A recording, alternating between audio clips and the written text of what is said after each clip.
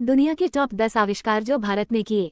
बहुत से लोग यह मानते या कहते पाए गए हैं कि पश्चिम ने विश्व को विज्ञान दिया और पूर्व ने धर्म।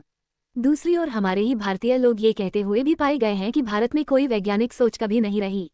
ऐसे लोग अपने अधूरे ज्ञान का परिचय देते हैं या फिर वे भारत विरोधी हैं। भारत के बगैर न धर्म की कल्पना की जा सकती है और न विज्ञान की। हमारे भारतीय ऋषि मुनियों और वैज्ञानिकों ने कुछ ऐसे आविष्कार किए और सिद्धांत गढ़े हैं कि जिनके बल पर ही आज के आधुनिक विज्ञान और दुनिया का चेहरा बदल गया है। सोचिए, शून्य शून्य नहीं होता तो क्या हम गणित की कल्पना कर सकते थे? दशमलव नहीं होता तो क्या होता? इसी तरह भारत ने कई मूल आविष्कार और सिद्धांतों की रचना की। आइए जानते हैं उनमें से खास 10 आविष्कार जिन्होंने बदल दी दुनिया। 1. विमान। इतिहास की किताबों और स्कूलों के कोर्स में पढ़ाया जाता है कि विमान का आविष्कार राइट ब्रदर्स ने किया, लेकिन ये गलत है। हाँ, ये ठीक है कि आज के आधुनिक विमान की शुरुआत ओरविल और विल्बुर राइट बंधुओं ने 1903 में की थी, लेकिन उनसे हजारों वर्ष पूर्व ऋषि भारद्वाज ने विमानशास्त्र लिखा था, जिसमें हवाई जहाज बनाने की तकनीक का वर्णन मिलता है। 4वीं शताब्दी ईसा पूर्व में महर्षि भारद्वाज द्वारा लिखित वैमानिक शास्त्र में एक उड़ने वाले यंत्र विमान के कई प्रकारों का वर्णन किया गया था तथा हवाई युद्ध के कई नियम व प्रकार बताए गए थे। गोधा ऐसा विमान था जो अदृश्य हो सकता था, परोक्ष दुश्मन के विमान को पनगू कर सकता था। प्रलय एक प्रकार की विद्युत ऊर्जा का शस्त्र था जिससे विमान चालक भयंकर तबाही मचा सकता था। जलद रूप एक ऐसा विमान था जो देखने में बादल की भांति दिखता था। स्कंद पुराण के खंड 3 अध्याय 23 में उल्लेख मिलता है कि ऋषि कर्दम ने अपनी पत्नी के लिए एक विमान की रचना की थी जिसके द्वारा कहीं भी आया जाया सकता था। रामायण में भी पुष्पक विमान का उल्लेख मिलता है जिसमें बैठकर रावण सीताजी को हर ले गया था। 2. अस्त्र शस्त्र। धनुष बाण भाला या तलवार की बात नहीं कर रहे हैं। इसका आविष्कार तो भारत में हुआ ही है, लेकिन हम आग्नेय अस्त्रों की बात कर रहे हैं। आग्नेयास्त्र, वरुणास्त्र, पाशुपतास्त्र, सर्पास्त्र, ब्रह्मास्त्र आदि अनेक ऐसे अस्त्र हैं जिसका आधुनिक रूप बंदूक, मशीनगन, तोप, मिसाइल, विषैली गैस तथा परमाणु अस्त्र हैं।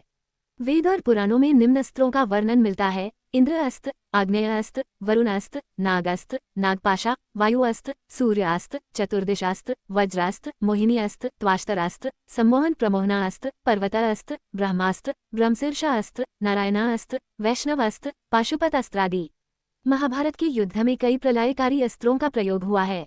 उसमें से एक था ब्रह्मास्त्र। आधुनिक काल में परमाणु बम के जनक जे. रॉबर्ट ओपेनहाइमर ने गीता और महाभारत का गहन अध्ययन किया। उन्होंने महाभारत में बताए गए ब्रह्मास्त्र की संहारक क्षमता पर शोध किया और अपने मिशन को नाम दिया ट्रिनिटी त्रिदेव। रॉबर्ट के नेतृत्व में 1939 से 1945 के बीच वैज्ञानिकों की एक टीम ने ये कार्य किया। 16 जुलाई 1945 को इसका पहला परमाणु परीक्षण किया गया। ये भी पढ़े। क्या आप जानते हैं महाभारत युद्ध के इन 18 दिनों के रहस्यों को? परमाणु सिद्धांत और अस्त्र के जनक जॉन डाल्टन को माना जाता है, लेकिन उनसे भी 2500 वर्ष पूर्व ऋषि कनाद ने वेदों में लिखे सूत्रों के आधार पर परमाणु सिद्धांत का प्रतिपादन किया था। भारतीय इतिहास में ऋषि कनाद को परमाणु शास्त्र का जनक माना जाता है। आचार्य कनाद ने बताया कि द्रव्य के परमाणु होते हैं। कनाद प्रभास तीर्थ में रहते थे। विख्यात इतिहासज्ञ टी.एन. कोलेबुरक ने लिखा है कि अनुशास्त्र में आचार्य कनाद तथा अन्य भारतीय शास्त्रज्ञ यूरोपीय वैज्ञानिकों की तुलना में विश्वविख्यात थे। 3. पहिए का आविष्कार। आज से 5000 और कुछ 100 वर्ष पूर्व महाभारत का युद्ध हुआ जिसमें रथों के उपयोग का वर्णन है। जरा सोचिए, पहिए नहीं होते तो क्या रथ चल पाता? इससे सिद्ध होता है कि पहिए 5000 वर्ष पूर्व थे। पहिए का आविष्कार मानव विज्ञान के इतिहास में महत्वपूर्ण उपलब्धि थी। पहिए के आविष्कार के बाद ही साइकिल और फिर कार तक का सफर पूरा हुआ। इससे मानव को गति मिली। गति से जीवन में परिवर्तन आया।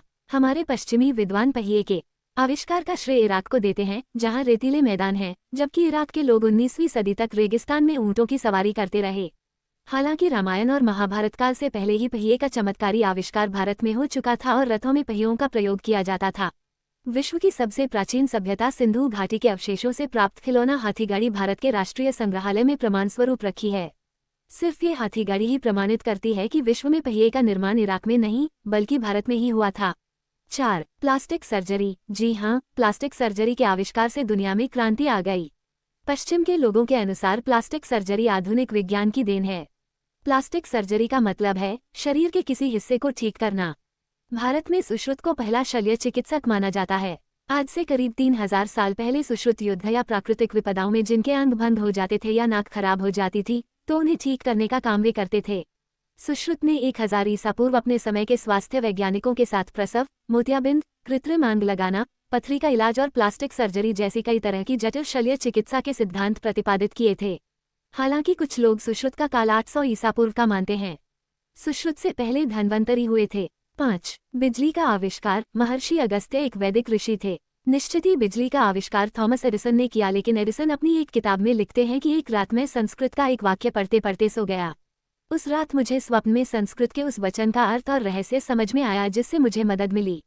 महर्षि अगस्त्य राजा दशरथ के राजगुरु थे। इनकी गणना सप्तर्षियों में की जाती है। ऋषि अगस्त्य ने अगस्त्य संहिता नामक ग्रंथ की रचना की। आश्चर्यजनक रूप से इस ग्रंथ में विद्युत उत्पादन से संबंधित सूत्र मिलते हैं। संस्थाप्य मृण्मय पात्रे ताम्रपत्रम सुसंस्कृतम छादयच्छिखिग्रीवेन चार्दाभि काष्ठापांसुभि दस्तालोष्टो निधत्वया पारदाच्छादितस्तत् संयुगाज्जायते तेजो मित्रावरुण संगीतम। अगस्त्य संहिता अर्थात एक मिट्टी का पात्र ले, उसमें ताम्रपट्टिका कॉपर शीट डाले तथा शिखिग्रीवा कॉपर सल्फेट डाले, फिर बीच में गीली काष्ठ पांसु वेट्स और डस्ट लगाएं, ऊपर पारा मरकरी तथा दस्तलोष्ट जिंक डाले, फिर तारों को मिलाएंगे तो उससे मित्रावरुण शक्ति इलेक्ट्रिसिटी का उदय होगा। अगस्त्य संहिता में विद्युत का उपयोग इलेक्ट्रोप्लेटिंग के लिए करने का भी विवरण मिलता है। उन्होंने बैटरी द्वारा तांबा या सोना या चांदी पर पॉलिश चढ़ाने की विधि निकाली, अतः अगस्त्य को कुंभोद्भव बैटरी बोन कहते हैं। 6. बटन। आपको ये जानकर आश्चर्य होगा कि शर्ट के बटन का आविष्कार भारत में हुआ। इसका सबसे पहला प्रमाण मोहनजोदड़ो की खुदाई में प्राप्त हुआ। खुदाई में बटनें पाई गई हैं। सिंधु नदी के पास आज से 2500 से 3000 पहले ये सभ्यता अपने अस्तित्व में थी। 7. ज्यामिति। बौधायन भारत के प्राचीन गणितज्ञ और शुल्क सूत्र तथा श्रौतसूत्र के रचयिता हैं। पाइथागोरस के सिद्धांत से पूर्व ही बौधायन ने ज्यामिति के सूत्र रचे थे, लेकिन आज विश्व में यूनानी ज्यामितिशास्त्री पाइथागोरस और यूक्लिड के सिद्धांत ही पढ़ाए जाते हैं। दरअसल 2800 वर्ष 800 ईसा पूर्व बौधायन ने रेखागणित ज्यामिति के महत्वपूर्ण नियमों की खोज की थी। उस समय भारत में रेखागणित ज्यामिति या त्रिकोणमिति को शुल्क शास्त्र कहा जाता था। शुल्क शास्त्र के आधार पर विविध आकार प्रकार की यज्ञवेदियां बनाई जाती थीं। 2 समकोण समभुज चौकोन के क्षेत्रफलों का योग करने पर जो संख्या आएगी उतने क्षेत्रफल का समकोण समभुज चौकोन बनाना और उस आकृति का उसके क्षेत्रफल के समान के वृत्त में परिवर्तन करना, इस प्रकार के अनेक कठिन प्रश्नों को बौधायन ने सुलझाया। 8. रेडियो। इतिहास की किताब में बताया जाता है कि रेडियो का आविष्कार जी. मार्कोनी ने किया था, लेकिन ये सरासर गलत है। अंग्रेज काल में मार्कोनी को भारतीय वैज्ञानिक जगदीश चंद्र बसु के लाल डायरी के नोट मिले, जिसके आधार पर उन्होंने रेडियो का आविष्कार किया। मार्कोनी को 1909 में वायरलेस टेलीग्राफी के लिए नोबेल पुरस्कार मिला। लेकिन संचार के लिए रेडियो तरंगों का पहला सार्वजनिक प्रदर्शन मिलीमीटर तरंगें और क्रेस्कोग्राफ सिद्धांत के खोजकर्ता जगदीश चंद्र बसु ने 1895 में किया था। इसके 2 साल बाद ही मार्कोनी ने प्रदर्शन किया और सारा श्रेय वे ले गए। चूंकि भारत उस समय एक गुलाम देश था, इसलिए जगदीश चंद्र बसु को ज्यादा महत्व नहीं दिया गया। दूसरी ओर वे अपने आविष्कार का पेटेंट कराने में असफल रहे, जिसके चलते मार्कोनी को रेडियो का आविष्कारक माना जाने लगा। संचार की दुनिया में रेडियो का आविष्कार सबसे बड़ी सफलता है। आज इसके आविष्कार के बाद ही टेलीविजन और मोबाइल क्रांति संभव हो पाई है। 9. गुरुत्वाकर्षण का नियम। हालांकि वेदों में गुरुत्वाकर्षण के नियम का स्पष्ट उल्लेख है, लेकिन प्राचीन भारत के सुप्रसिद्ध गणितज्ञ एवं खगोलशास्त्री भास्कराचार्य ने इस पर एक ग्रंथ लिखा, सिद्धान्तशिरोमणि। इस ग्रंथ का अनेक विदेशी भाषाओं में अनुवाद हुआ और यह सिद्धांत यूरोप में प्रचारित हुआ। न्यूटन से 500 वर्ष पूर्व भास्कराचार्य ने गुरुत्वाकर्षण के नियम को जानकर विस्तार से लिखा था और उन्होंने अपने दूसरे ग्रंथ सिद्धान्तशिरोमणि में इसका उल्लेख भी किया है। गुरुत्वाकर्षण के नियम के संबंध में उन्होंने लिखा है, पृथ्वी अपने आकाश का पदार्थ स्वशक्ति से अपनी ओर खींच लेती है। इस कारण आकाश का पदार्थ पृथ्वी पर गिरता है। इससे सिद्ध होता है कि पृथ्वी में गुरुत्वाकर्षण की शक्ति है। भास्कराचार्य द्वारा ग्रंथ लीलावती में गणित और खगोल विज्ञान संबंधी विषयों पर प्रकाश डाला गया है।